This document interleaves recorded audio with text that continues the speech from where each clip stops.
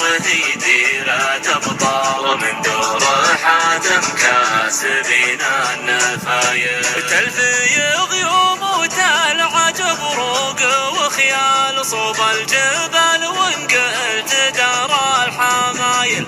وشلون ما حبه وهي ديرة أبطال من دور حاتم كاسبين النفاير. تاريخهم يشهد على كل الأحوال عيوبها عن كل طامع وعايل. دمت تمايل وازعج الصوت بالحال يسعد لسان فيك قال المثايل. تاريخهم يشهد على كل الأحوال عيوبها عن كل طامع وعايل. قمت